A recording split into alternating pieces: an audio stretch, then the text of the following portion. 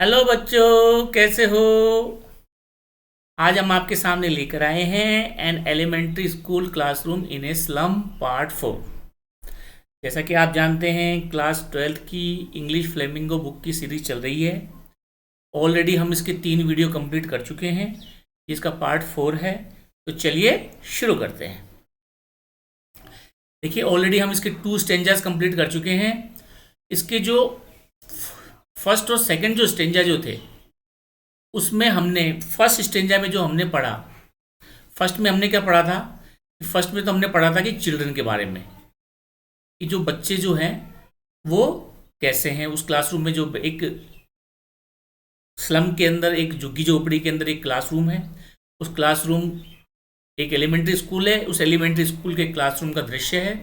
उसमें पहले स्टेंजा में तो हम उसमें जो बच्चे बैठे हुए हैं उनके बारे में पढ़ा था, जिसमें 4 बच्चों का उसमें डिस्क्रिप्शन दिया गया था।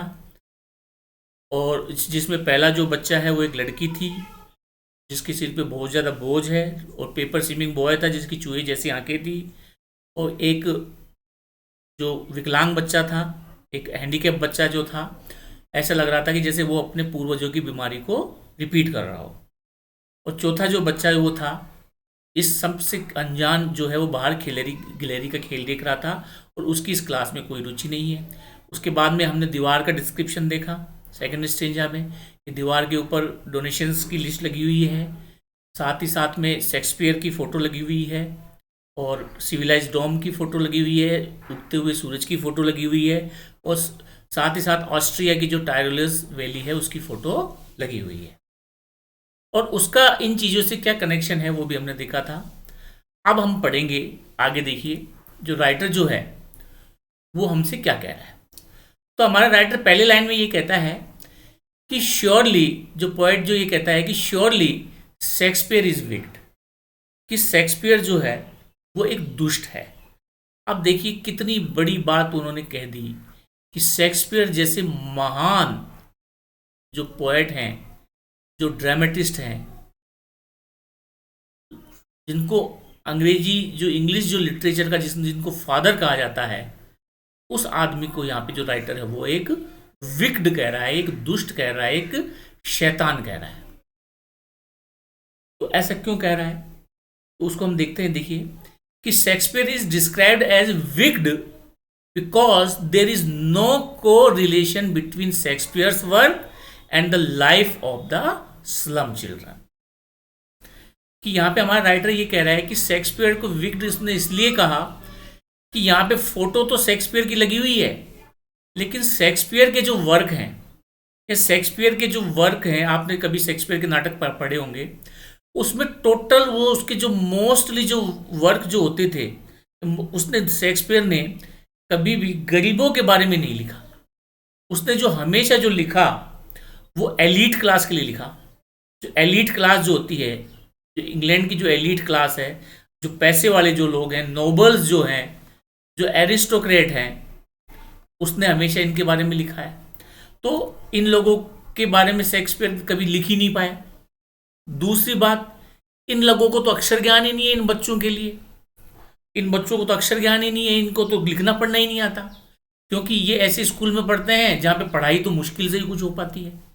तो अब जिस बच्चे को ABCD नहीं आती है, जिस बच्चे को किताब पढ़ना नहीं आता, वो क्या शेक्सपियर की जो वर्क जो है, जिसमें इतने हार्ड वर्ड मीनिंग्स यूज हुए हैं, क्या उसकी वैल्यू उसके लिए है? क्या कोई वैल्यू नहीं है, वो पढ़ ही नहीं पाएगा उसको।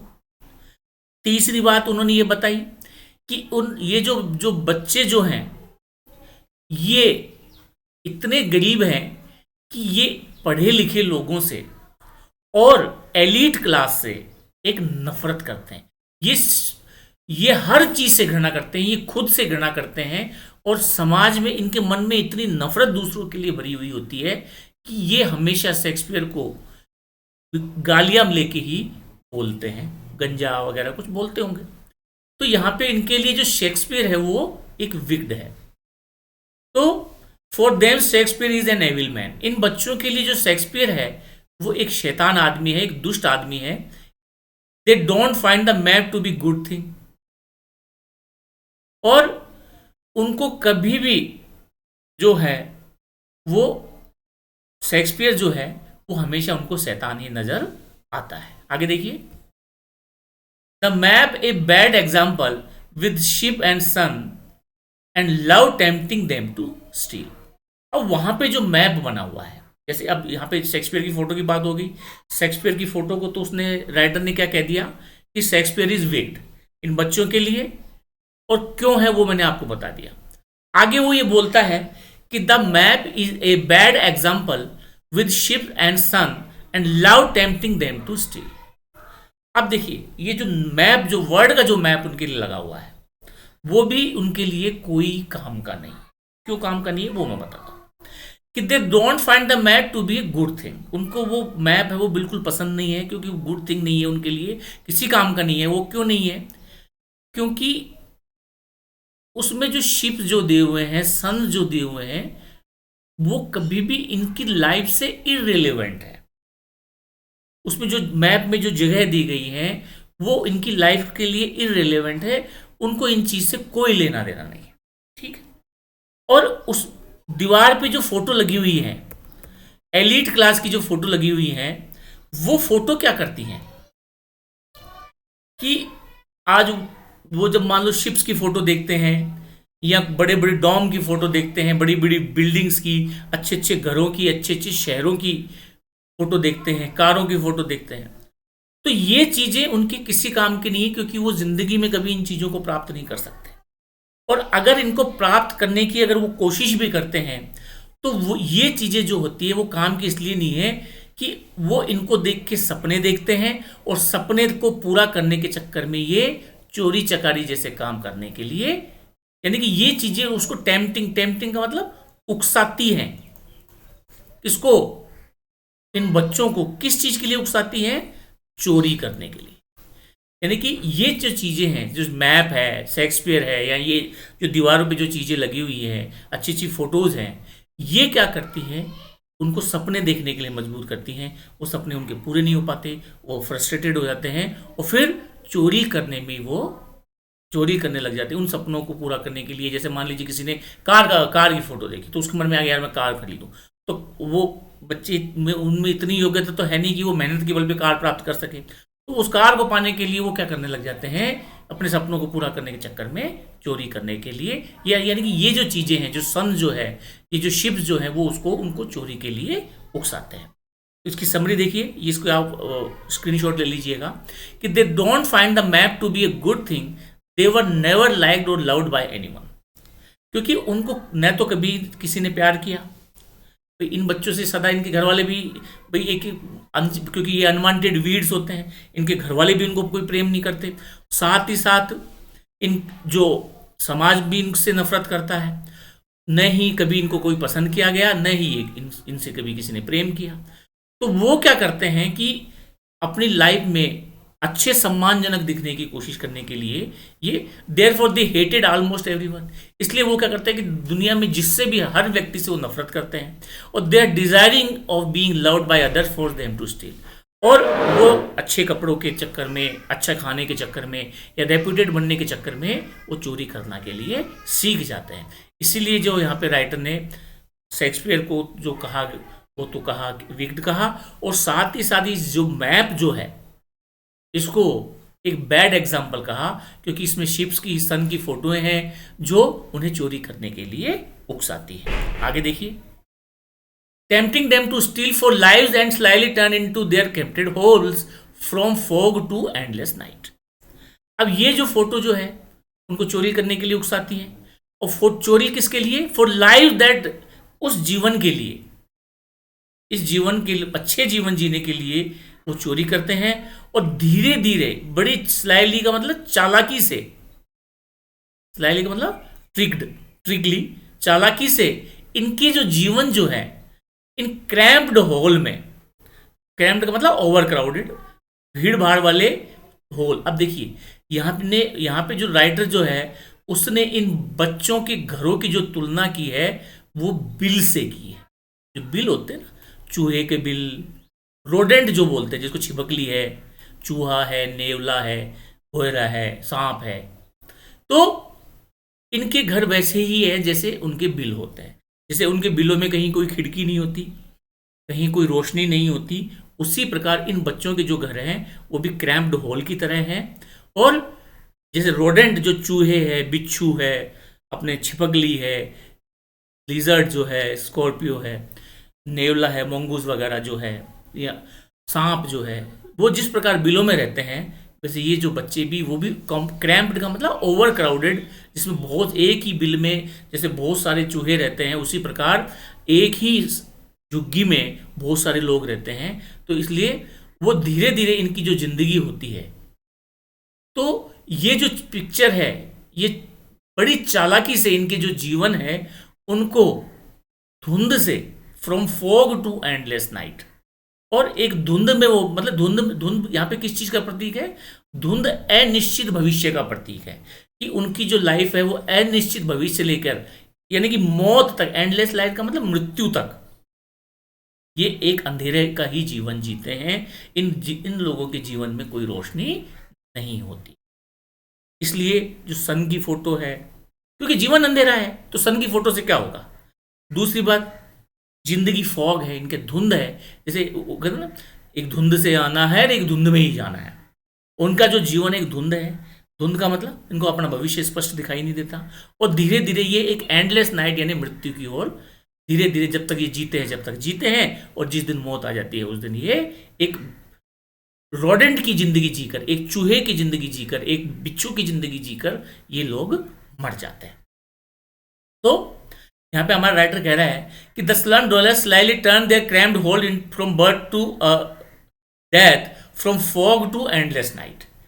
ठीक है, धीरे धीरे ये जन्म से मृत्यु की ओर प्राप्त होते हैं, और एक अंधकार से अनंत रात्रि की ओर ये बढ़ जाते हैं। अनंत रात्रि यानी मौत की ओर ये बढ़ जाते हैं।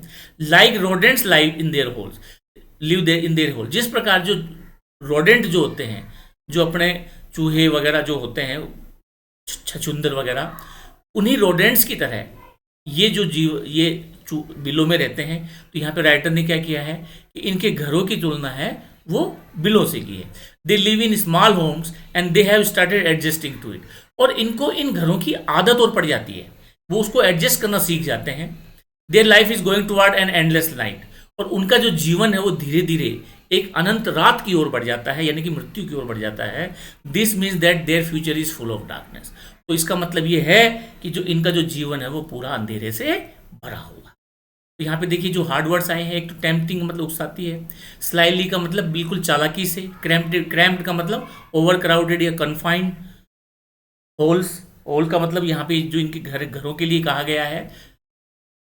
नेक्स्ट आगे देखिए, for lies that slyly turn in their cramped holes from fog to endless night, और अनंत इसकी ओर वो बढ़ जाते हैं। ये देखिए इनके घर देखिए बेचारों के, बिल्कुल नले के बगल में, ये कैसा जिंदगी ये लोग जीते हैं। Their homes are cramped hole, देखिए बिल्कुल क्रैम्प्ड होल है, जिसे आपने देखा होगा इन्हीं नलों के, नालियों के किनारे ही चूहे, छछुंदर ये सब रहते हैं। उसी प्रकार ये जो बच्चे हैं, इनके माँ बाप हैं, वो ऐसे ही घरों में रहते हैं, like very much congested and broken. अब देखिए इनके घर देखिए, बिल्कुल ऊपर कोई छत नहीं, सिर्फ तिरपाल तने हुए हैं। इनकी जो जीवन जो है वो एक नर्क से भी बदतर इन बच्चों का जीवन है। अब देखिए आगे राइटर क्या कहता है, on their slag heap these children wear skins peeped through bye bones. अब देखिए स्लैग हीप के दो मतलब होते हैं। यहाँ पे स्लैग हीप के दो मतलब बताए गए हैं। एक तो इनके शरीर को ही कचरे का ढेर बताया है राइटर ने, कि अपने स्लैग का मतलब अस्थिर, यानी कि कभी भी इन बच्चों की मृत्यु हो सकती है, मतलब नॉट परमानेंट। स्लैग का मतलब टेम्परेरी, कमजोर, स्लैग मीन्स कमजोर या वीक, मतलब अपने हीप का मतलब कचरे का ढेर, यानी कि ये बच्चे कचरे के ढेरों पे रहते हैं।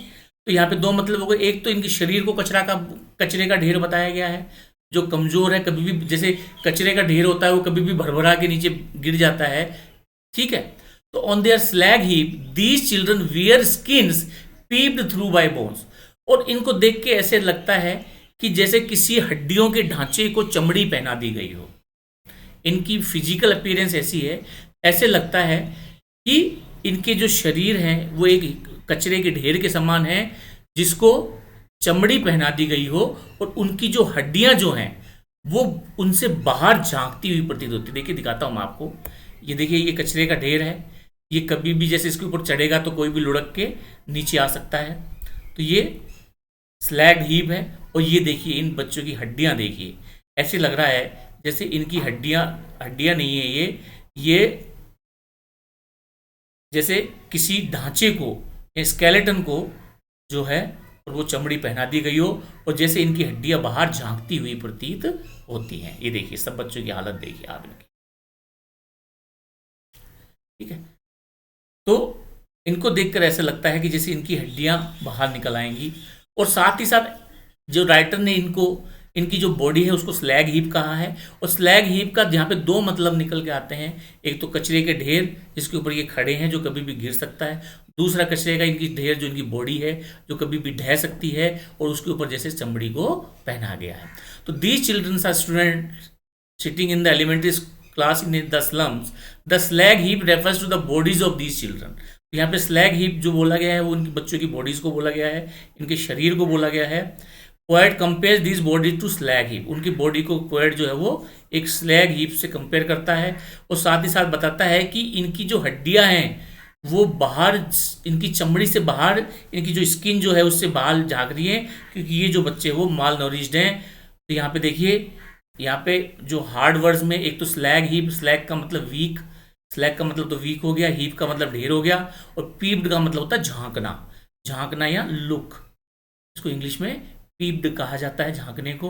तो ऐसे लग रहा है कि जैसे जो उनकी हड्डियां जो हैं वो उनकी चमड़ी से बाहर झांक रही हो।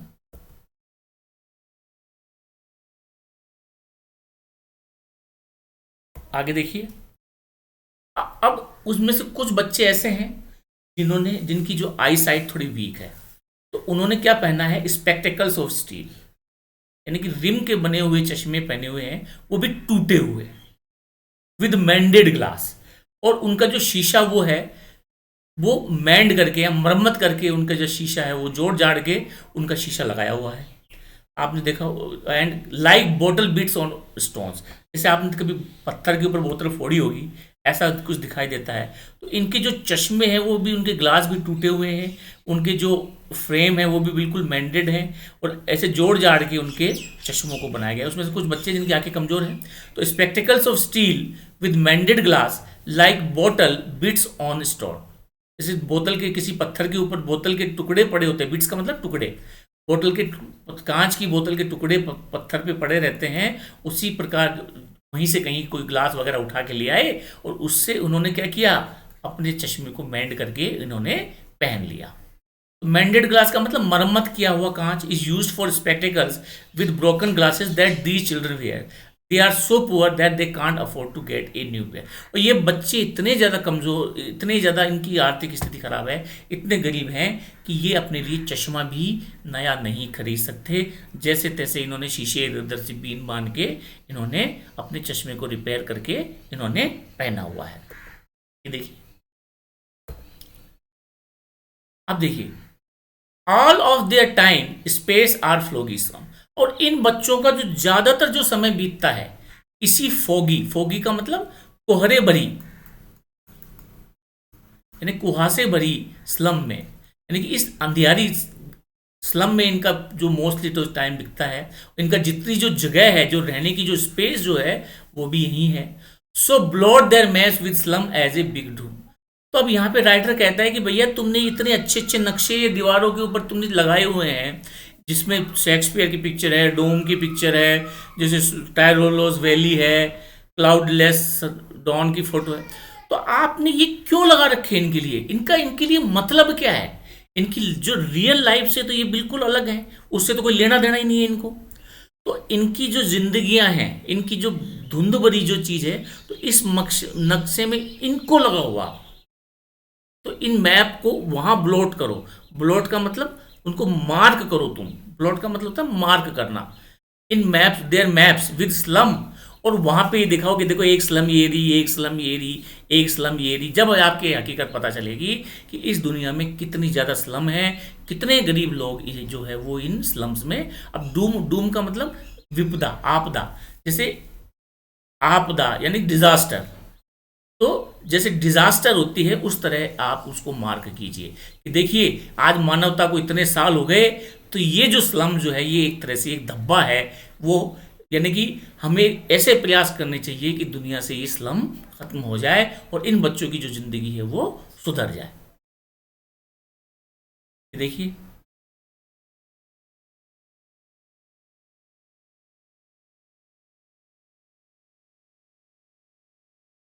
ये वर्ल्ड मैप है, ये देखिए वो जहाज है। अब इन ऐसे जहाजों जो ऐसे फोटोज जो है वो उनको चोरी करने के लिए, लव है, एडवेंचर है, ऐसी चीज़ों को, सपनों को, सपने देखते हैं, इन सपनों को पूरा करने के लिए वो चोरी करते हैं, लेकिन हकीकत उनकी जो है वो ये स्लम है। अब देखिए ये जैसे धुंध है, कोहरा है, ये उनकी गलियां हैं, ये उनके रहने की। तो from fog to endless light indicate, अब देखिए फॉग टू एंडलेस लाइट का मतलब है कि ये किस चीज को इंडिकेट कर रहा है, अनक्लियर एंड लाइफ। देखिए जैसे फॉग में, धुंध में आप आगे आपको कुछ दिखाई नहीं देता, उसी प्रकार जब आप इन बच्चों की इन स्लम्स को देखेंगे तो इन बच्चों का जो भविष्य है वो भी अंधकार में ही दिखाई देता है, और इनमें किसी प्रकार की आशा नहीं है कि कभी भी ये बच्चे अच्छा जीवन जी पाएंगे। और these children are compare to slag heap, और इन बच्चों को जैसे कचरे का ढेर जो होता है उससे इन बच्चों को कंपेयर किया गया है। ये देखिए जैसे ये कचरे का ढेर है, तो इस ढेर में और इन बच्चों में कोई फर्क नहीं है। जैसे ये कचरा दुनिया के लिए है, वैसे ही सभ्य समाज के लिए ये जो बच्चे हैं वो कचरा है। ये देखिए इनकी बच्चों की हड्डियां हैं, बाहर झांकती हुई प्रतीत होती हैं।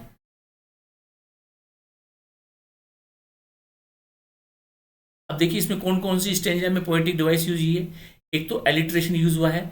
एलिट्रेशन मैंने आपको बताया था, जब एक ही वर्ण, एक ही जो सिलेबल जो बार बार रिपीट होता है, जैसे श्योरली शेक्सपियर। अब यहाँ पे देखिए एस दो आ गए, एक तो श्योरली में एस आ गया और एक शेक्सपियर में एस आ गया, यानी कि एस जो है वो रिपीट हुआ है, तो यहाँ पे एलिट्रेशन है। यानी कि जब एक ही सिलेबल की बार बार रिपीटेशन होता है उसे हम एलिट्रेशन कहते हैं।